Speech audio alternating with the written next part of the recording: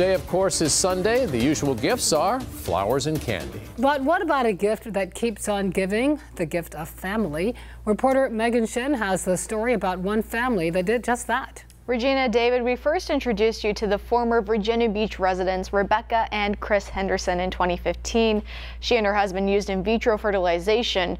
The Virginia Beach-based New Hope Center retrieved 13 embryos for Rebecca, and 2 were transferred into her uterus, resulting in twins. Then 2 more were donated to Dan and Kelly Gossman. I'm good. How are you? The Hendersons from Virginia and the Gossmans from Oregon behave like one family. I think it's picking up right where we left off.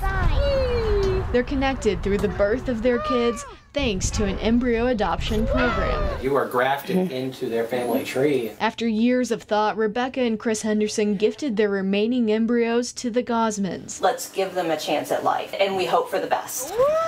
The Gossmans now have 2 kids. Listen to both families and they'll tell you an open adoption was their top choice, meaning both families agree to be involved in each other's and their kids' lives. We wanted to have some say, some idea of who those embryos went to, what happened to them. It's in the best interest of the kiddos to know where they came from, who do they look like. New Hope Center's Dr. Robin Poe-Ziegler says many couples struggle to decide what to do with remaining embryos used for in vitro. This couple embodies everything about what embryo adoption is. She says clinical freezers stay filled with unused embryos. Hundreds of thousands if you look across the world. To these families, the donated and adopted embryos mean siblings for their kids and expanding the family's love. You are here because this family loved you and wanted you to have a chance at life. Creating a closeness that living cross-country can't come between.